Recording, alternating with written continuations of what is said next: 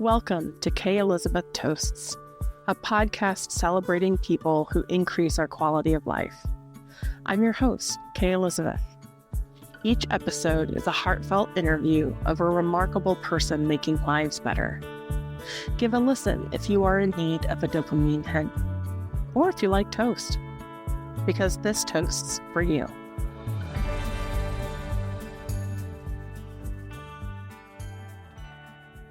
Can I give you a bit of context first? Sure. First of all, do you know what the social determinants of health are? No. Are we talking like Maslow's? No. Okay. Then no. Are you ready? Sure.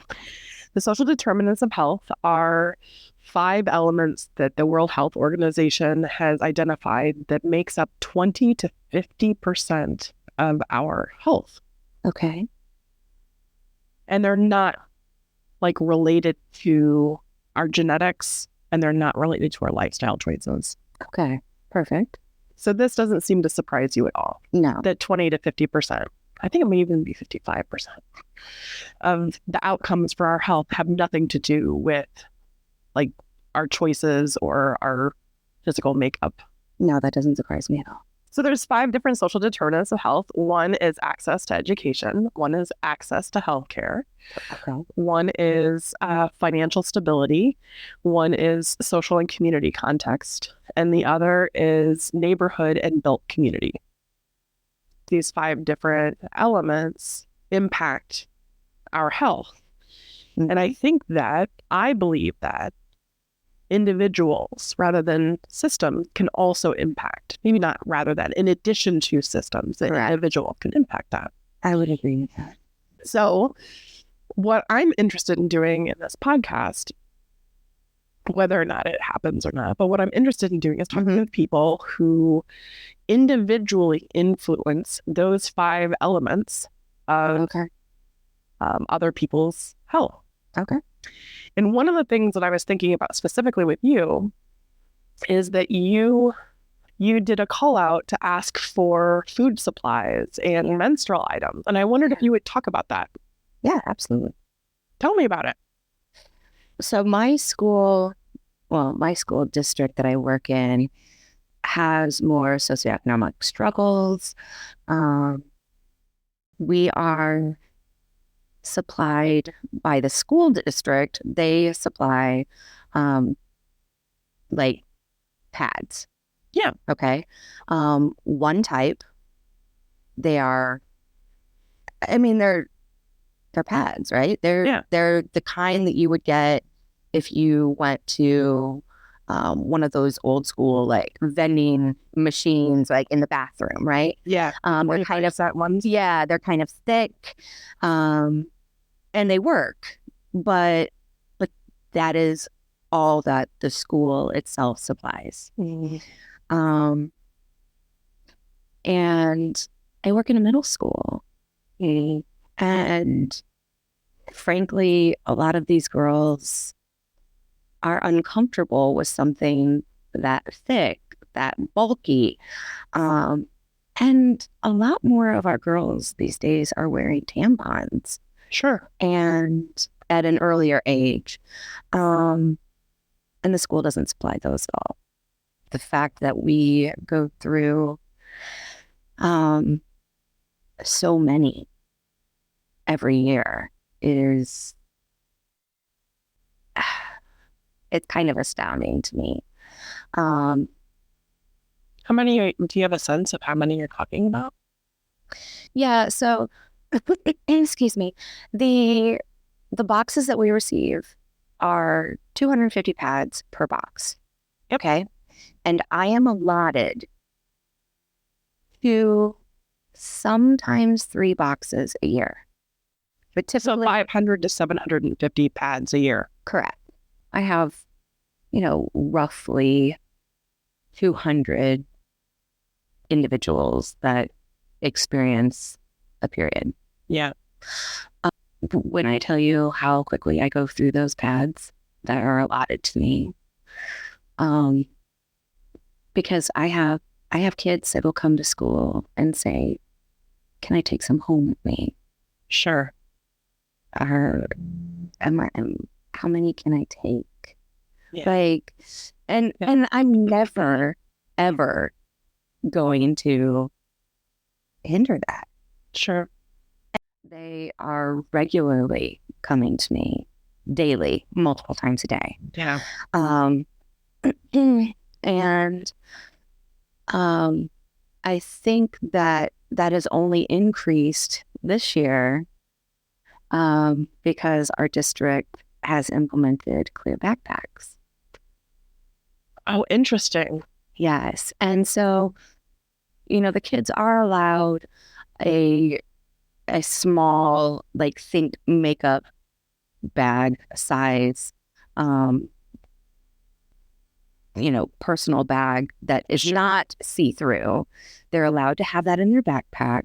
They still feel like the other kids are going to see that. They're going to know why it's in my backpack. And at this age, we're talking 6 to 7 or 6 to 8th grade.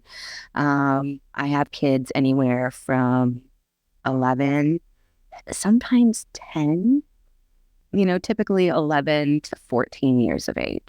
So they come to me. So can we pause for a minute? Mm-hmm. So they come to you because you are?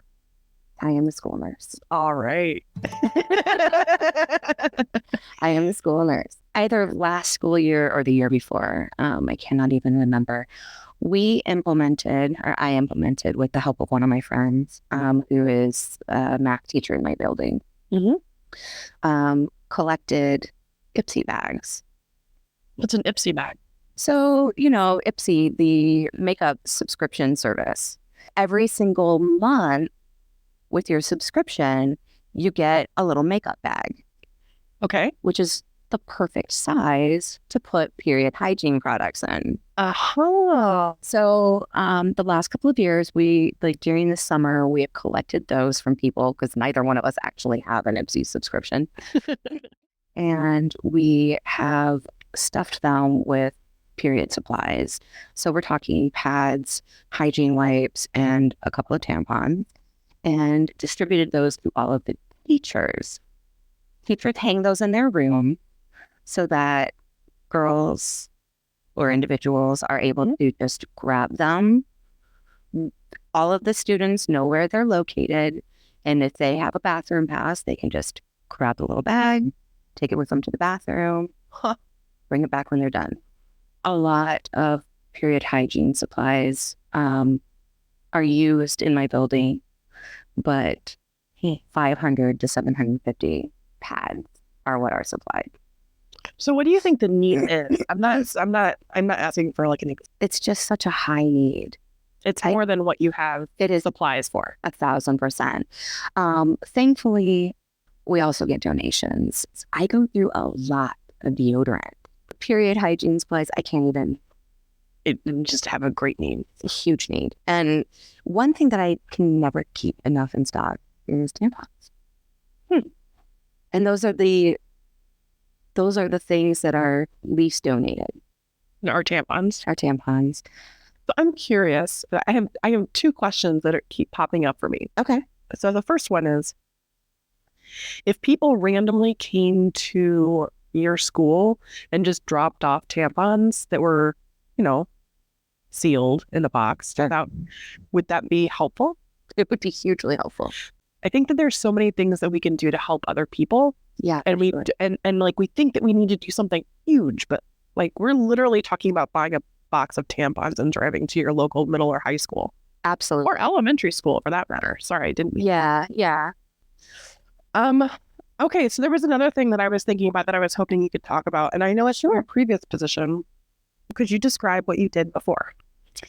I was a pediatric intensive care nurse. Pediatric intensive care actually serves everyone from the age of 0 up to 18. Oh. We served the entire pediatric population. Mm-hmm. So what I remember is you sharing a photo of you and some of your fellow nurses having a bit of a ceremony. Yeah. Could you talk about that? Yeah. So we would have remembrance ceremonies for our patients that we lost. I'm sorry. It still makes me emotional because in my years in PICU, I saw a lot of death. Yeah. But so these ceremonies, we would do like the paper lanterns that you light a little candle in and they float up into the air. We tried to do them quarterly. We had children from all over, and we saw everything from simple colds to seizures, major traumas like car accidents, gunshot wounds. I mean, we had it all. So talk to me about the ceremony. Who started it? What did you do during the ceremony? I cannot give credit to any one person. It was organized by the Unit Practice Council, or UPC. And during the ceremony, we would read. There would typically be like some kind of poem read. Typically, somebody would also pray. And each person would choose a child's name. What we did was not just a job, right? Yeah.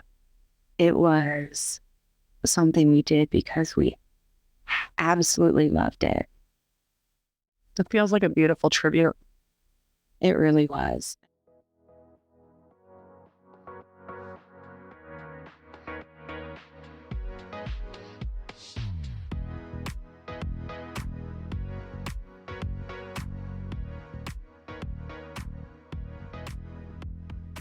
If you were to make a suggestion to people, like at the end, like a call to action, so I've picked up on bringing like healthy snacks, like I'm thinking like applesauce, things like that. Yeah. Or school, or period products, specifically tampons. Yeah. Is there anything else that you could think of that people could do to kind of make an impact on someone's life in a positive way? Be present. Yeah. I mean, to me, the idea that stands out is be present in school buildings. If you have the capacity and are able to volunteer at a local school, whether that be with one of the sporting teams or as an extra body in the hallway, or to read to students, whatever you are comfortable with, be present. Our kids need to see that the community cares about them. I like it. Thank you. Thank you. And I got one more thing for you. Okay. So the idea, I know, right? Yeah. Do you want an everything or a ham and cheese? Ooh, ham and cheese.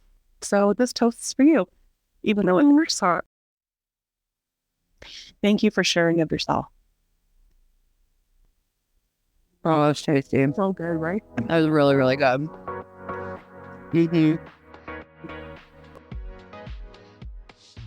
If you think about people who have contributed to your life and improved your life, if we could make a toast to them. Oh my. I have to start with my kids. Especially my oldest, because becoming his mom saved my life. Keith, my partner, is wonderful, but having a life to live for other than myself, yeah, that was, I don't think I've ever said that out loud like that. But yeah, that was, so my kids, Yeah.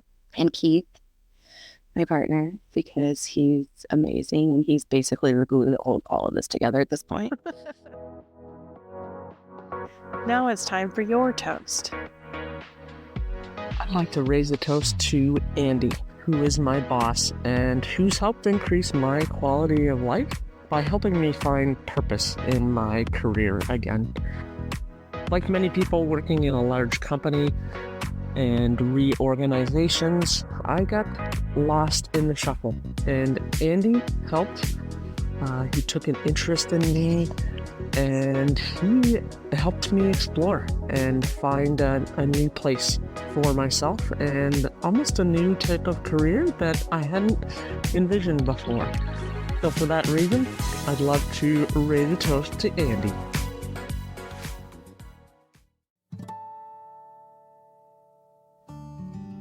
Now it's your turn.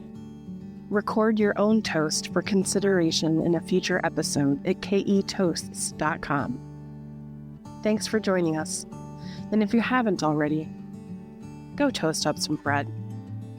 Every positive action is worth toasting. Bastion. The cat is literally up on my croissant. But the cat's so cute. He is so cute, but he's also really rude. Oh, but you're adorable.